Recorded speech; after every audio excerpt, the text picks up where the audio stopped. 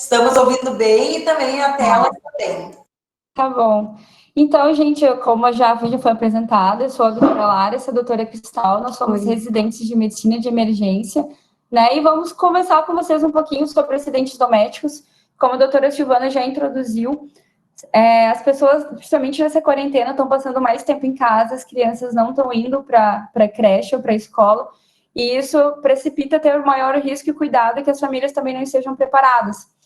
Nesse primeiro slide, é importante a gente reconhecer e ver a variedade de acidentes que podem acontecer dentro de casa, que a gente nem imagina, e os principais números que a gente tem para chamar para o socorro, que é o SAMU, o 192, bombeiros é o 193, e também, se necessário, a Brigada Militar, que é o 190.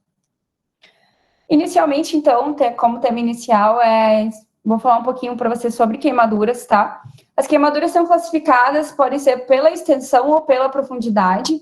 Em relação à profundidade, a gente tem essa classificação das fotos, que não sei se vocês têm isso muito bem memorado na cabeça. De primeiro grau é essa foto aqui, que é a queimadura solar, é quando tem a queimadura superficial, que só pega a epiderme, pode ser dolorosa, tem uma hiperemia, um pouco de edema, mas vai evoluir sem formação de cicatriz, tá?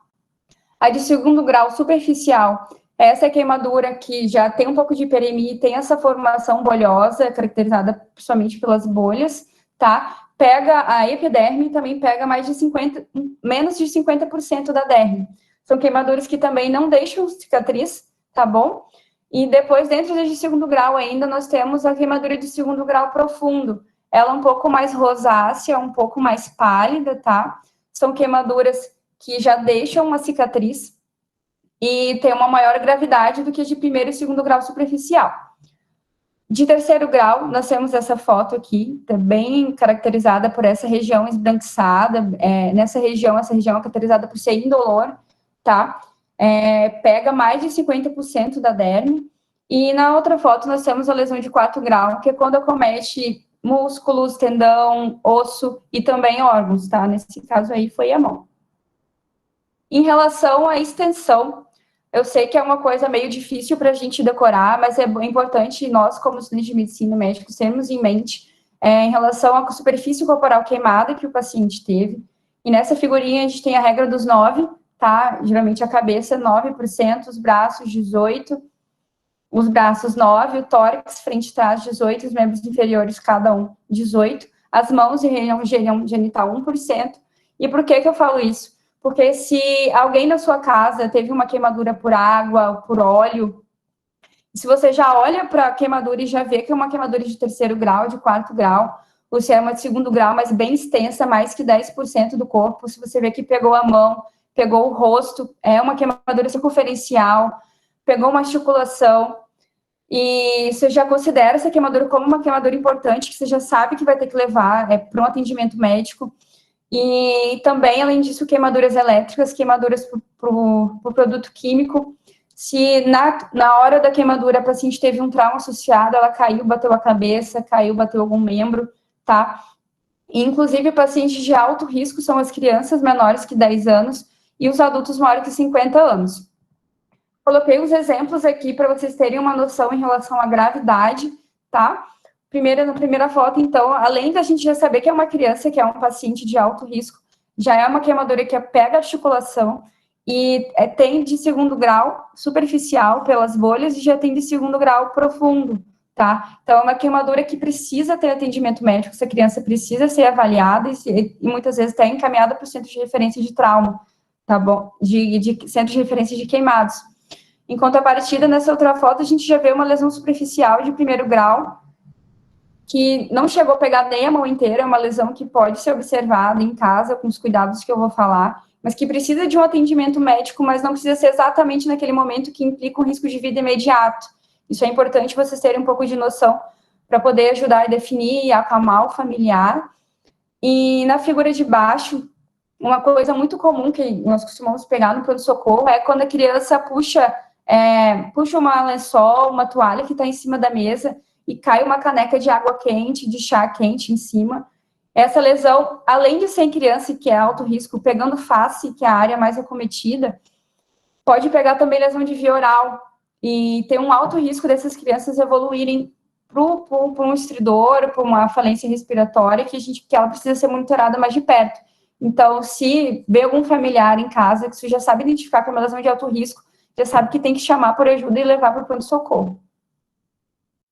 Primeiros cuidados em casa que você pode fazer.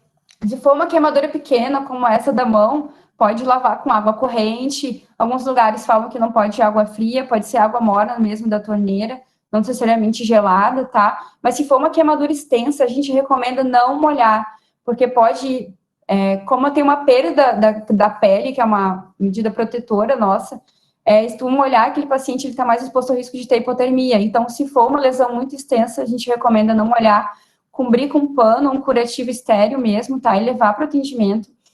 Além dessas medidas, você tem que lembrar de tirar anel, tirar a roupa da pessoa que estiver perto da queimadura, nunca furar essas bolhas, tá? E nunca passar nenhuma pomada em cima, nenhum outro produto caseiro. E levar para o pronto atendimento.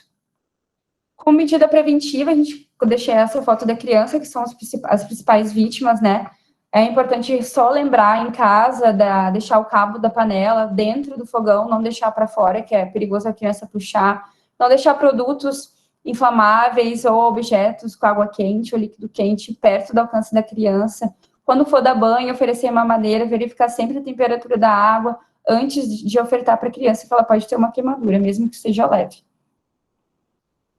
Emendando um pouquinho dentro das queimaduras, como eu falei, eu citei um pouquinho da queimadura elétrica, que sempre precisa de uma avaliação médica, precisa ir para o pronto-socorro e precisa chamar por ajuda.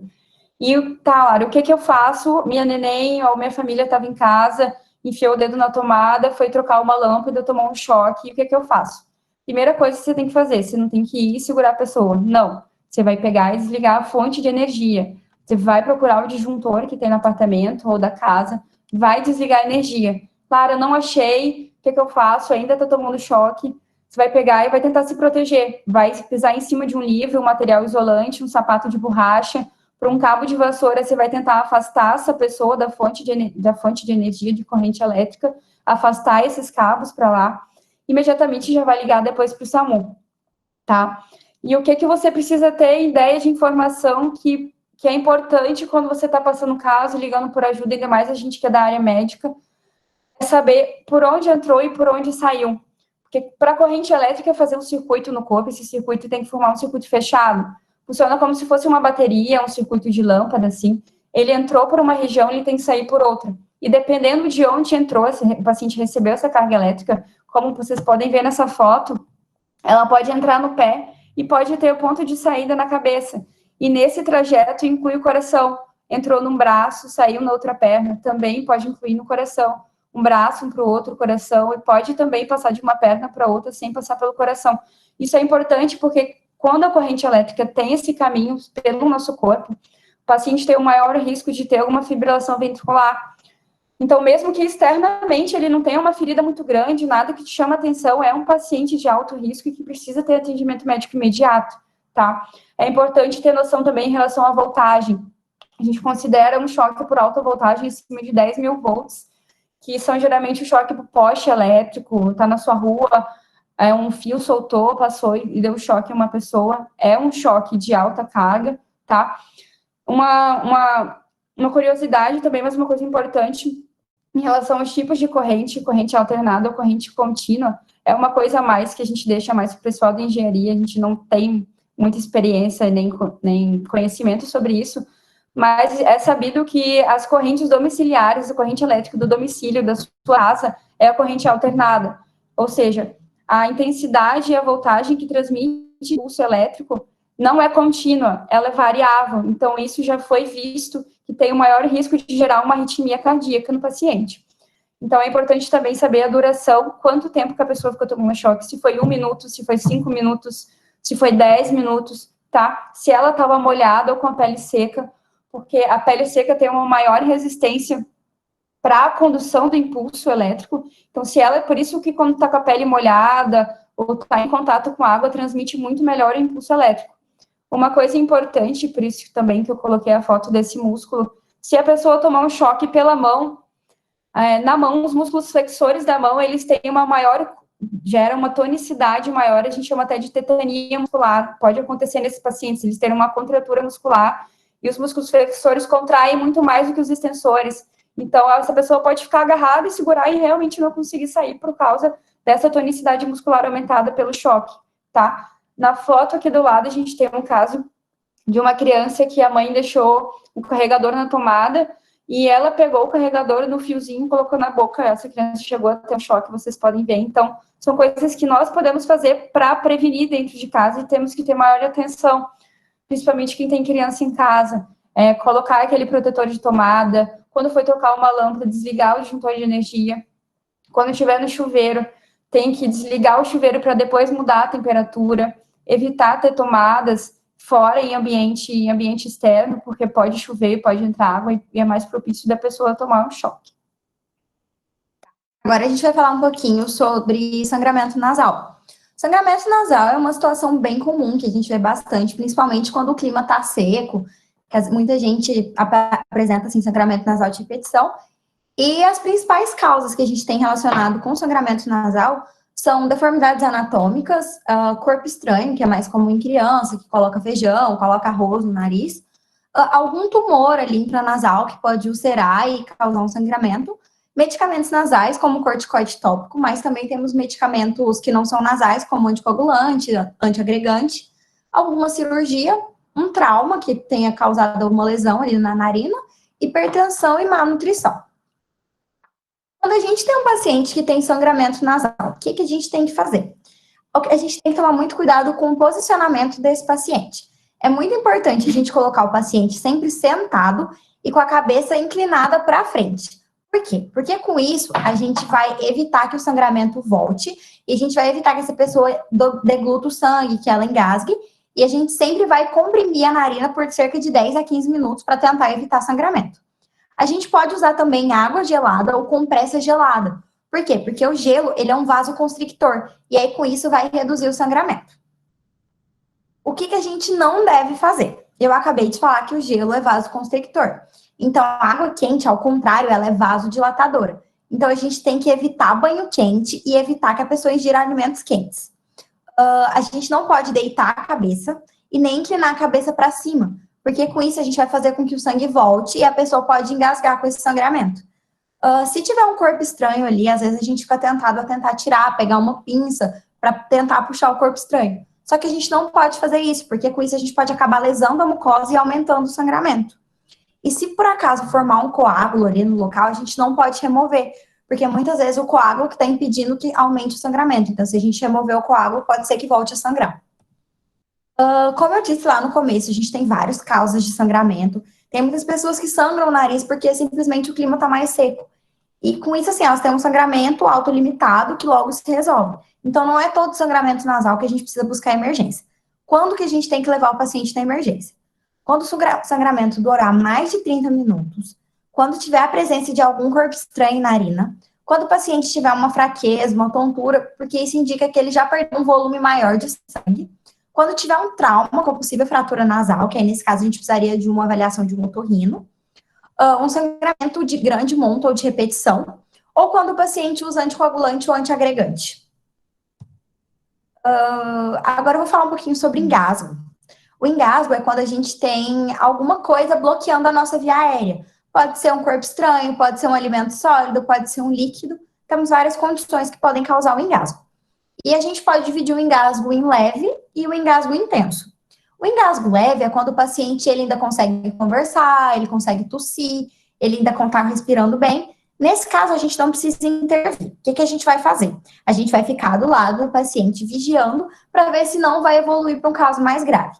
A gente incentiva o paciente a tossir, ajuda ele a ver se ele consegue expelir a ânsia que está levando ao engasgo. Agora, o engasgo intenso, que é quando o paciente já começa com cianose, começa a ficar confuso, começa a rebaixar o sensório, começa a ter dificuldade para respirar, fica mais agitado, aí a gente tem que intervir. Só que a nossa intervenção vai variar de acordo com a faixa etária. A gente acaba dividindo entre bebês e crianças e adultos. E sempre a gente vai fazer a manobra de Heimlich. É diferente para criança, para bebê e para adulto. Bebê, o que a gente vai fazer? A gente vai pegar igual tá na foto. A gente vai apoiar ele no nosso antebraço e com os nossos 2 dedos a gente vai garantir que a via aérea dele fica aberta, que a boquinha fica aberta. Aí a gente vai pegar na região entre as escápulas e vai dar 5 tapinhas ali nessa região com essa parte aqui da mão, a parte do calcanhar da mão. E depois a gente vai virar o neném de barriga para cima, ainda vai manter a cabeça no nível mais baixo do que o corpinho e vamos fazer 5 compressões ali na região do externo, abaixo da linha mamilar. A gente pode repetir esse ciclo quantas vezes for necessário, até que o bebê consiga expelir esse corpo estranho que está na via aérea dele. Em adultos, a manobra, em adultos e crianças maiores, né, a manobra é um pouco diferente. A gente vai se posicionar atrás da pessoa que está engasgada.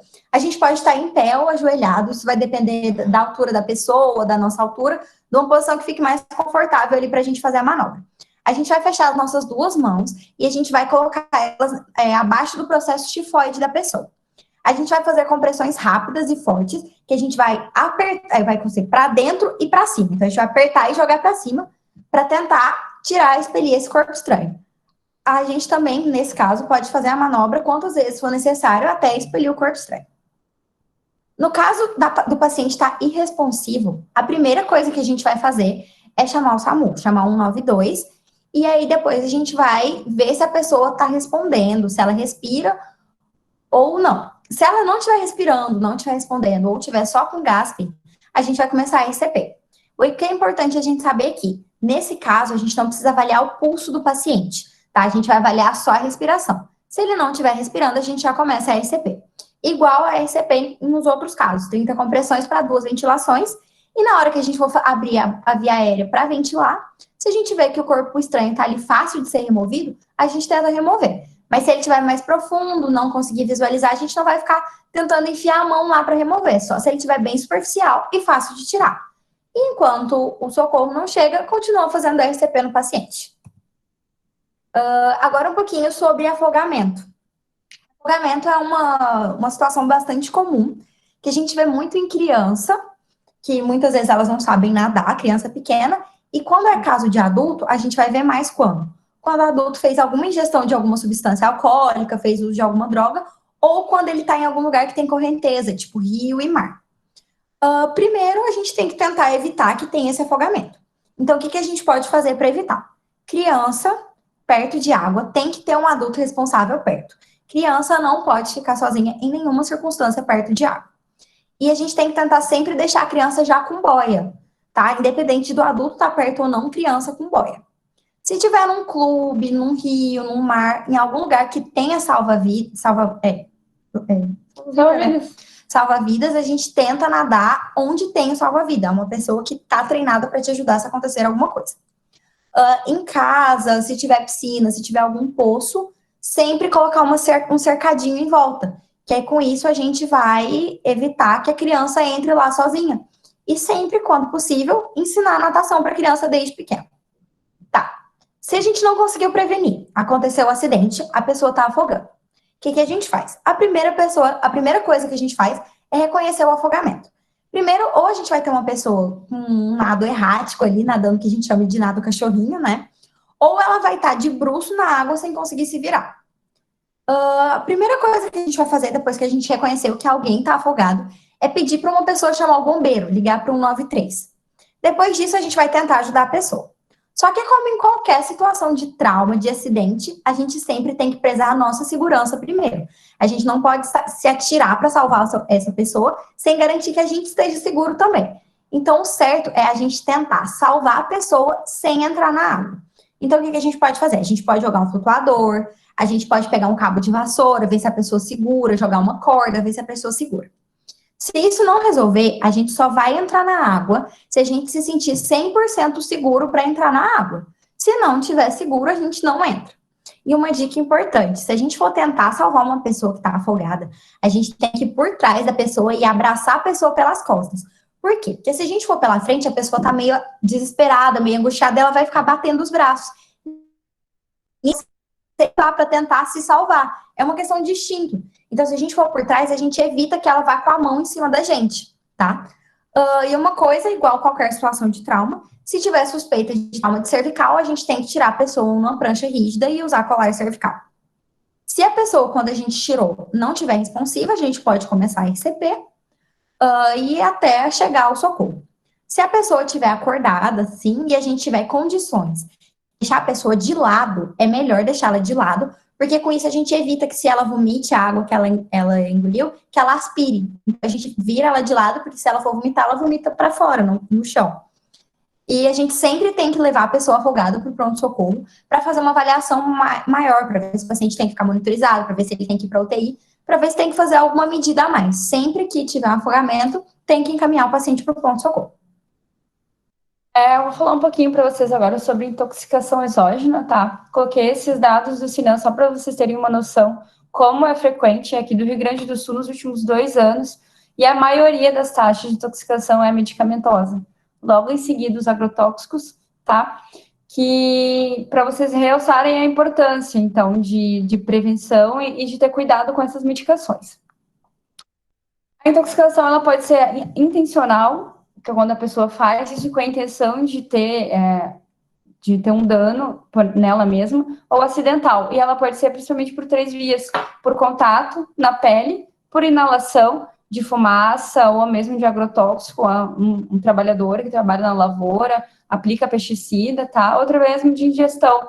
Criança foi e pegou um pouquinho do alvejante, do cloro, engoliu, ou numa tentativa de suicídio, alguém engoliu soda cáustica, ou alimento contaminado. Então, tudo isso são as 3 principais vias de intoxicação. E quando a gente suspeita que um paciente ou uma pessoa, um familiar está intoxicado, tá? Você percebe que ele está fora do normal, está com uma sonolência excessiva, tu chega perto, chama, ele tem um cheiro estranho, tu observa que tem um resto de comprimido na boca, vê que tem comprimido no chão, um frasco de algum produto do lado caído, o paciente está sonolento, não sabe muito bem te dizer o que aconteceu, você já desconfia de uma intoxicação, tá?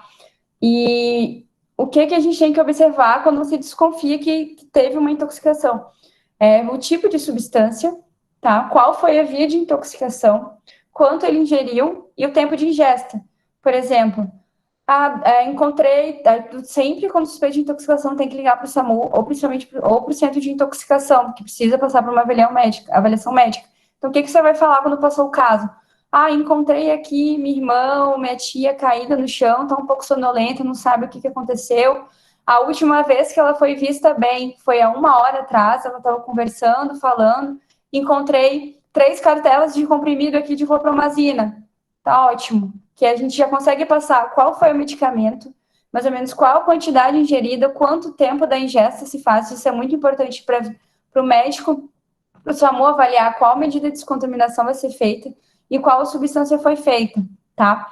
Então, já meio que já tá aí no que a gente vai fazer, chamar por ajuda. Se for, no caso, igual espirrou um spray de remédio de mosquito, a criança chegou a inalar, você vai tirar a pessoa desse ambiente, ou pegou fogo uma parte de uma casa, de um local, tu vai tirar a pessoa desse ambiente, vai tirar a roupa dela, principalmente se estiver em condições de dar um banho, porque às vezes tem essa intoxicação na pele cutânea, tem que dar um banho, lavar com água corrente, tá? Se for ocular, como nessa foto vocês podem ver, quando cai alguma substância no olho, a lavagem do olho é no médio lateral. Nesse sentido, alguém abre a pálpebra, tá? E fica mais ou menos uns 10 a 15 minutos lavando bem o olho.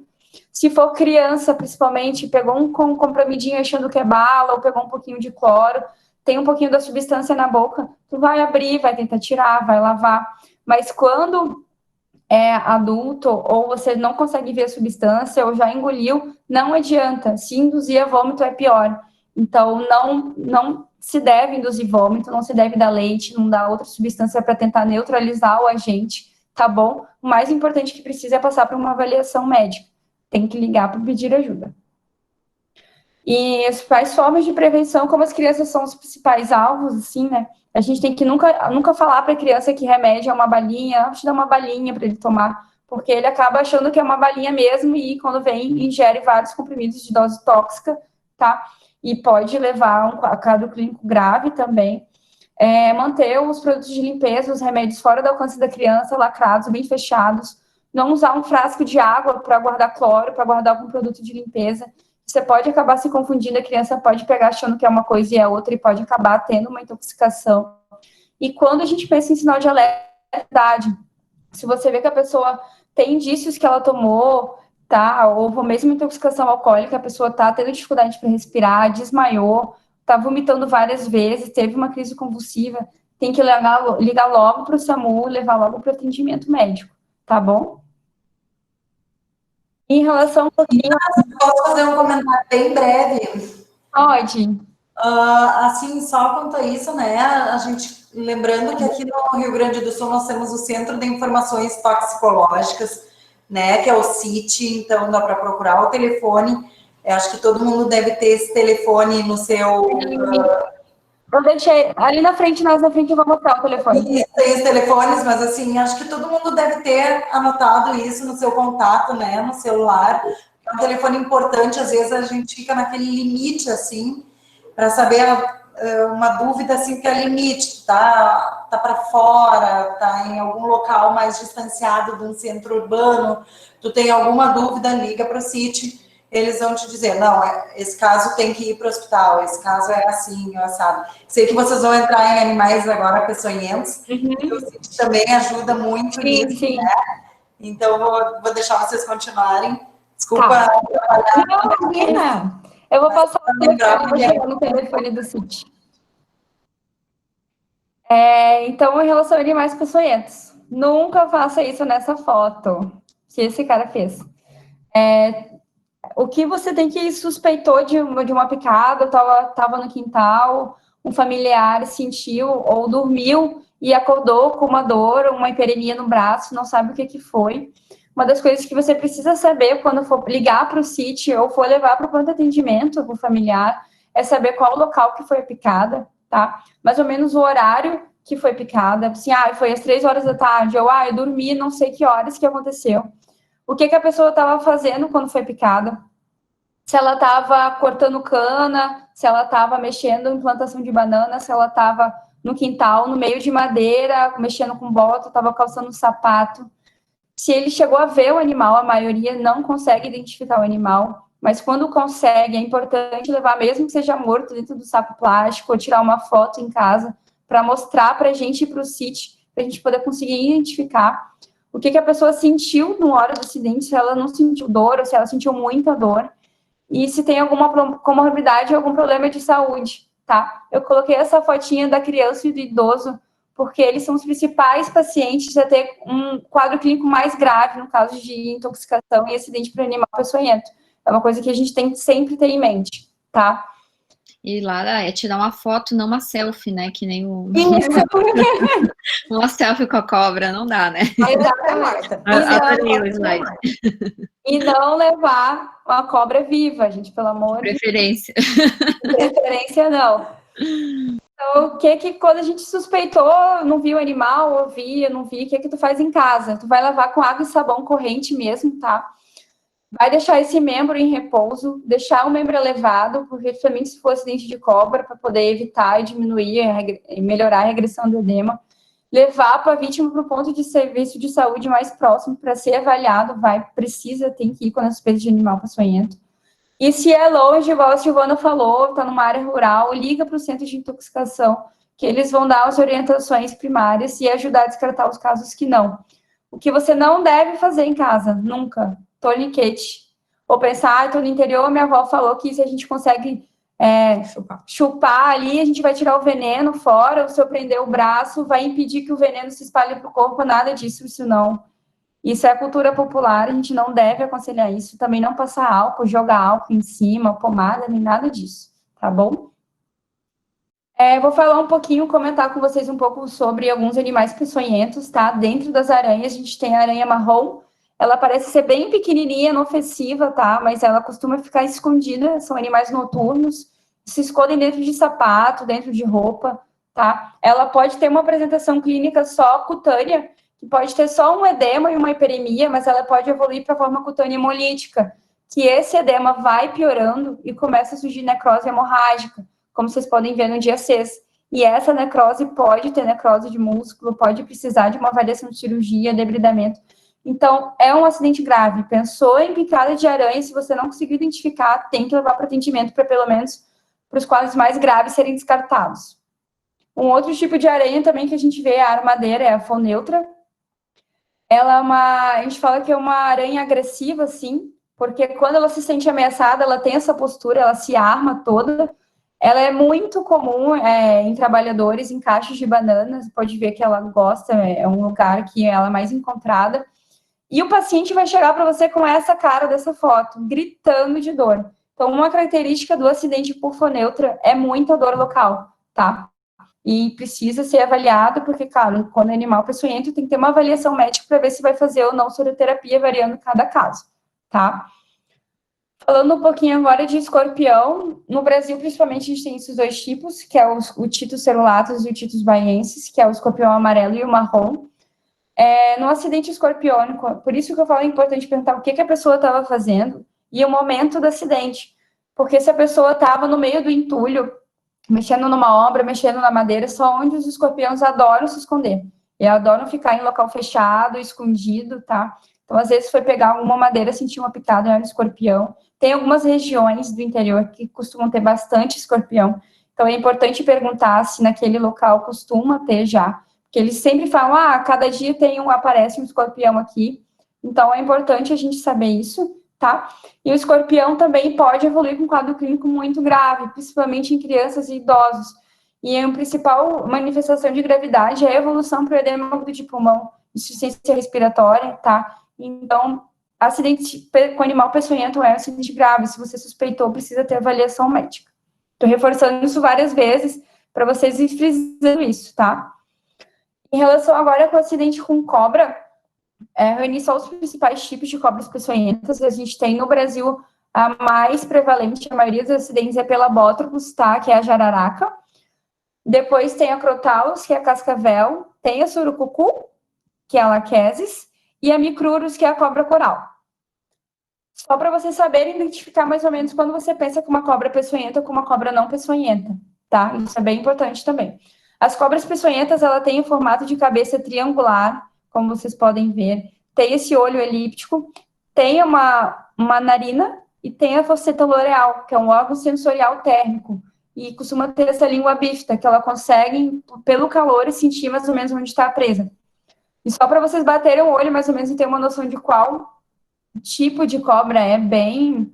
A jararaca, ela tem esse, que a gente fala, parecendo um capô de fusca, ou um telefonezinho, assim, aqueles telefones antigos, tá? Tu olhou essa foto, tu já acha mais que é uma jararaca. A cobra coral, que tem essa característica do vermelho, branco, vermelho. É muito difícil só pelo olho tu dizer que é uma falsa coral, uma coral. Especialista só realmente consegue ter uma previsão disso. Então, tu viu uma cobra achando que é coral, considera como se fosse uma coral, principalmente. E a coral, diferente das outras peçonhentas, ela é a única que tem a cabeça um pouco arredondada, assim, mas ela tem veneno e o veneno dela é bem importante, dá umas manifestações clínicas importantes. A cascavel, ela é conhecida por ter esse chumaro aqui, ela é mais presente nas regiões do norte do Brasil, não tanto aqui no sul, e nem sempre ela vai dar o chucalinho para avisar que vai te atacar ou não, então tem que ter bastante cuidado. A surucucu, ela é conhecida como ter as cobras com maiores comprimentos que tem no Brasil, são aquelas cobras enormes, que ficam mais na região amazônica, tá? Não tanto mais aqui no norte. Então, para a gente que é do sul do Brasil, a gente tem que prestar bastante para o acidente hipotrópico, que é a jararaca, tá? Então, focando mais no acidente de jararaca, que é o mais comum, é importante a gente ver, quando suspeitou que o familiar sofreu picadores de cobra, é identificar o ponto de inoculação, olha, são esses dois pontinhos, e a característica, porque a bótula geralmente forma um edema, tá? E esse edema pode variar de extensão. Então, é por meio dessa classificação do edema e tendo noção que a gente consegue classificar o acidente em leve, moderado ou grave. E é importante vocês terem noção disso quando for mandar a foto para o CIT, porque se for mandar em casa, até longe, em zona rural, eles vão pedir que você tire foto dos dois membros, comparando um com o outro, para terem uma noção do edema, como é que tá de diferença, e pegando um pouco de longe, para poder comparar melhor, tá? E o acidente hipotrópico pode evoluir com essa forma hemorrágica. O veneno, ele tem a ação anti-inflamatória para o edema, também tem a ação anticoagulante hemorrágica. Então, pode ter sangramento, pode ter hemorragia. É um acidente grave, pode evoluir para necrose tubular aguda, com insuficiência renal. Esse paciente pode precisar de hemodiálise. Então, é uma coisa que não pode passar despercebido nem desconfiar da gente quando a gente desconfia em casa. As outras cobras, são menos comuns, tem uma ação de cada uma, tem uma ação diferente no veneno, tá? A crotálica, que é a surucucu, que é a cascavel, então é efeito neurotóxico, miotóxico, vai ter uma dor muscular e também coagulante. A laquético, que é a surucucu, também tem ação neurotóxica, inflamatória, coagulante, hemorrágica. E a característica da coral é que ela é mais neurotóxica, então o paciente vai ter um sintoma neurológico. São coisas meio específicas, mas são coisas que a gente tem que observar quando a gente tem um familiar que suspeita de picada para o animal peçonhento, tá? Uma coisa bem comum também, mas não tão, meio ignorada para as pessoas, é quando tem, meu irmãozinho foi picado por uma abelha. Vou tentar tirar um ferrão em casa? Não, tu não vai tirar um ferrão em casa. Porque não pode pinçar, não pode puxar, tem que ser um médico, alguém experiente nisso na área da saúde, usar uma lâmina e fazer nesse sentido do ferrão, assim, para tentar. Não pode tentar tirar isso em casa. Se a pessoa tiver, geralmente são sintomas locais, muito, menos de 10% tem manifestação sistêmica, como taquicardia, sudorese, mas se o paciente for alérgico, como muitas pessoas são, pode evoluir com quadro grave, então tem que ter uma avaliação médica, tá? Uma coisa também que muita gente ignora e não dá muita atenção, mas eu já peguei vários casos no centro de intoxicação quando eu trabalhava, que muitas pessoas em casa, as mães ficam em dúvida. Por exemplo, uma picada de lacraia, a lacraia tem veneno, sim, pode dar bastante dor local, pode dar uma hiperemia, pode dar um edema, e a família em casa fica desesperada, então tem que fazer acalmar a pessoa, o tratamento vai ser sintomático da lacraia, e se os sintomas não melhorarem e não resolverem em casa, tem que levar para atendimento médico. E o piolho de cobra, que muita gente ignora, ele não tem em si o mecanismo inoculatório do veneno, mas ele libera uma substância irritativa, e que se ficar em contato muito tempo com a pele da pessoa, essa substância irritativa leva a uma necrose superficial, mas que fica se arroxeado aqui no dedo, mas a pessoa não vai estar sentindo dor, não vai ter nenhum sintoma sistêmico, vai estar com a funcionalidade normal, tempo de enquistimento capilar preservado, tá? É uma coisa que assusta, mas que não é uma coisa improvável de acontecer. O piolho de cobra pode dar, sim, alguma manifestação local, tá? E como a gente orienta a família, a nossa pessoa, os familiares que trabalham em área rural, em casa, para prevenir acidente com animal peçonhento, tem que usar EPI, usar luva, usar bota, pelo menos que vá até o joelho, tá? Porque os principais locais de picadura de cobra é nas mãos, quando abaixa para pegar alguma coisa, ou na perna. Então, esses locais têm que estar bem protegidos.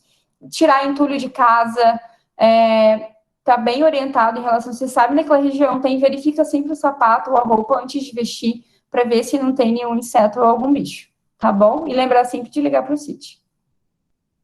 Falando um pouquinho sobre fratura também, que é uma coisa bem comum em casa, principalmente com idosos e crianças. A gente tem que pensar, quando uma pessoa cai ou você acha que fraturou, não necessariamente ela fraturou, que ela quebrou um osso, ela pode ter tido só uma entorse, que é quando você tem um estiramento de um ligamento, a gente fala que teve uma torção no joelho, tá? Ou pode ter tido uma luxação, aquele ombro sair do lugar, ou perna, o ossinho sair do lugar. E quando é realmente fratura, a fratura pode ser fechada ou exposta. E, claro, o que a gente faz se alguém na nossa casa caiu e a gente suspeitou que quebrou um osso ou qualquer outra coisa? Primeira coisa, tu vai ver a segurança da cena. Se, por exemplo, a pessoa caiu no ambiente escorregadio, sua avó caiu debaixo do chuveiro, tá tudo molhado, tu presta atenção, não vai descalço, também você pode cair e se machucar junto. Tem que ter toda uma avaliação de segurança, acalmar a pessoa, que provavelmente ela deve estar sentindo bastante dor. Então, a primeira coisa que a gente tem que dar um conforto, acalmar. Chamar por ajuda, tá? Se for um trauma mais grave, realmente tu vê uma deformidade super importante, não tem condições de levar para o médico, ou não tem alguém que leve de carro rápido, tem que chamar o SAMU, tá bom? Tirar os adornos, tirar os anéis, tirar as coisas do braço. Se for uma fratura não exposta, tu pode até deixar um pouquinho de gelo em cima e imobilizar somente se você for capacitado para isso, se tiver algum treinamento, porque senão você pode tentar mobilizar aquele membro que realmente está fraturado e acabar piorando a lesão. Então, o que você não tem que fazer, imobilizar se você não sabe, não tem nenhum conhecimento disso. Não tentar alinhar a fratura, porque, vim em tal lugar que a gente tem que tentar pôr no lugar, ou tentar, senão vai ficar sem sangue. Se você não sabe fazer isso, você não deve fazer isso, principalmente em casa, tá? Igual eu falei, quando for fratura exposta, não colocar o gelo em cima. E os cuidados, os idosos, então, são os pacientes que mais sofrem em relação à queda, tá? É muito frequente no Brasil, e no dia a dia, no pronto-socorro, principalmente se tem uma comorbidade limitante, tem uma dificuldade visual, tem que adaptar toda a casa, evitar o piso escorregadio, tem que ter aquele tapete bem firminho, colocar limão, ter andares ou no banheiro junto, um vaso sanitário, uma pia mais baixa, ajustada para a altura do idoso, com barra de apoio, retirar os obstáculos do caminho. Você já sabe que o seu avô ou sua avó tem uma dificuldade para andar, tem que ter um andador, tem que ter uma bengala e alguém por perto para poder evitar o acidente em casa, tá bom?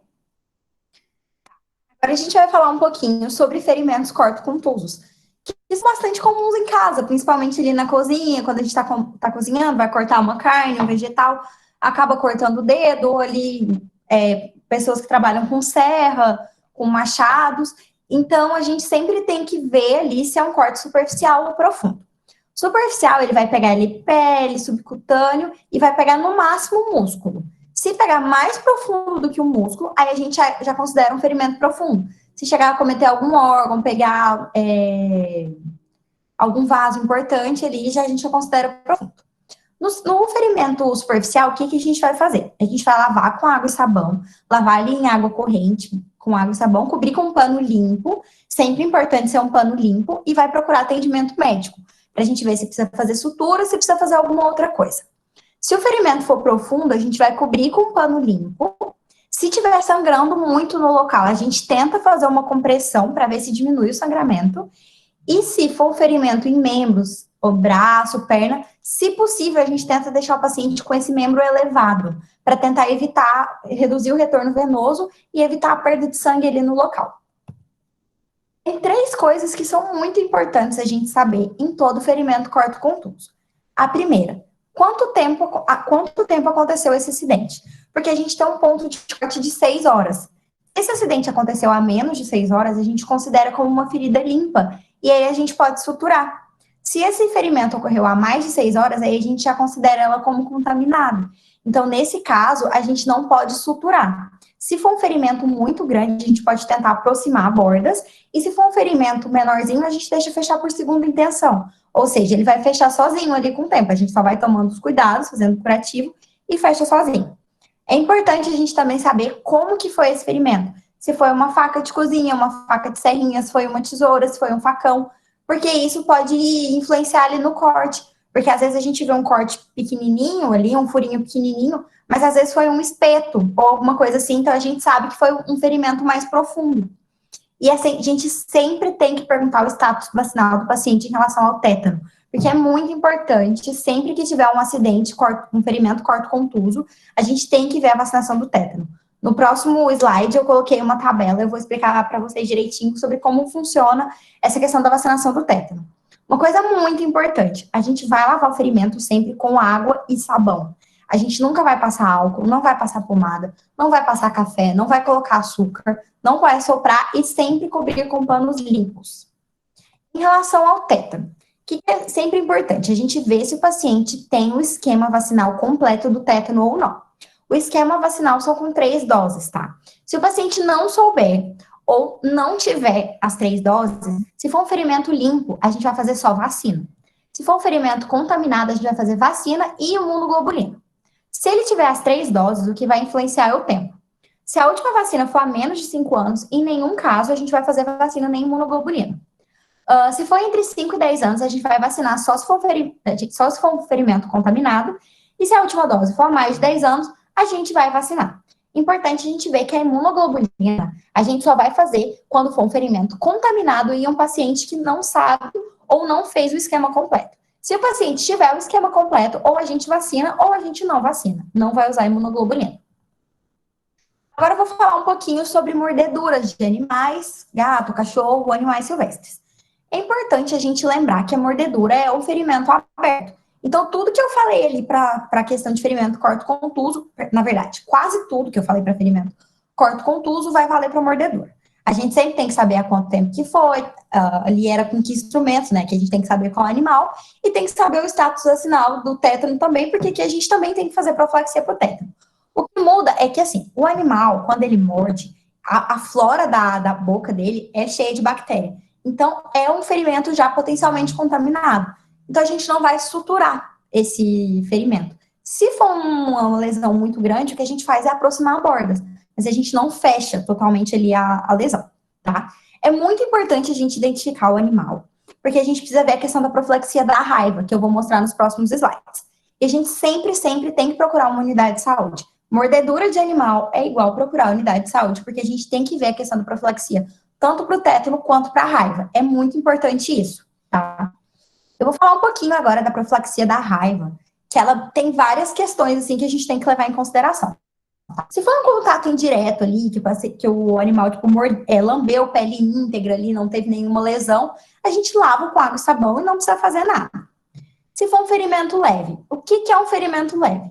Um ferimento superficial, que não é extenso, geralmente único, que não acomete face, pescoço, palma de mão ou planta de pé, ou só uma arranhadura por animal. A gente vai ter 3 situações diferentes. Se for um cão e um gato que não temos suspeita de raiva, por exemplo, o nosso cãozinho que a gente tem em casa, o que a gente vai fazer? A gente vai lavar com água e sabão e vai observar o animal por 10 dias. Se o animal ficar bem, a gente não precisa fazer nada.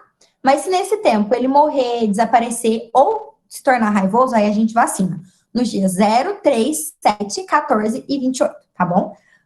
Se o animal, ele não for suspeito, quer dizer, desculpa, se ele for suspeito, mas a gente conseguir vigiar ele, e se for um cão ou um gato, assim, um animal doméstico, a gente lava com água e sabão, e a gente faz as 2 primeiras doses, no dia do acidente e no 3º dia. E a gente vai observar. Se não acontecer nada com o animal, para por aí. Se não, se o animal até o 10º dia ou morrer, ou sumir, ou se tornar raivoso, a gente completa o esquema com as 5 doses. Agora, se for um cão ou um gato que já tem um diagnóstico de raiva, ou o animal tá morto, morreu, assim, logo depois do acidente, não tem como a gente vigiar. Ou é um animal silvestre, aí a gente tem que lavar com água e sabão e já fazer o esquema com as 5 doses, tá? Agora, em acidentes graves, que é ferimento que pega cabeça, face, pescoço, mão, pé, ferimento profundo, múltiplo ali, que lambeu mucosa, aí é diferente. Se for um cão ou um gato que não tem suspeita, a gente vai lavar com água e sabão, vai deixar em observação, mas já vai fazer as 2 primeiras doses da vacina. E vai observar por 10 dias. Se não acontecer nada, tudo bem. Se o animal morrer, ou sumir, ou criar raiva, a gente termina o esquema. Quando o animal ele é suspeito, mas a gente consegue observar ele, a gente vai lavar com água e sabão, e aí a gente vai iniciar o esquema, tá? E nisso a gente também vai fazer... a gente vai começar, já vai iniciar o esquema com as 5 doses e vai observar o animal. Se durante os 10 dias o animal ficou bem, ali não morreu, não sumiu, não teve raiva, a gente para o esquema, a gente vai ter feito as 3 primeiras doses, né? Para o esquema e não precisa continuar, tá bom? E se o animal, ele já tiver o diagnóstico ali de raiva, ou ele for um animal silvestre, a gente lava com água e sabão, a gente inicia o soro, tá? E vai fazer as 5 doses. Eu esqueci de falar, no animal que é suspeito, a gente também já vai fazer o soro. Só que a gente começa o esquema e observa o animal por 10 dias. Se nesses 10 dias ele ficar bem, a gente para a vacina. No caso do animal que já tem raiva ou um animal silvestre, a gente vai começar o esquema, vai terminar o esquema, independente do que acontecer com o animal, e vai fazer o soro também. Aqui são só algumas coisas assim que eu trouxe a mais, que a gente sempre tem que notificar quando tiver um caso de mordedura. Sempre tem que levar o animal, o paciente para a unidade de saúde. Isso é muito importante. A gente também tem que saber sobre o animal. A gente precisa saber se é um cachorrinho seu de casa, se é um cachorro de rua, se foi, por exemplo, um morcego, se foi um macaco. Isso faz toda a diferença. Porque se for, por exemplo, um animalzinho nosso de casa e for uma lesão pequena ali, a gente sabe que a gente não precisa fazer tratamento. Mas se for um cachorro de rua, a gente já sabe que é diferente, que a gente não conhece o cachorro, a gente tem que fazer aquele tratamento, tá?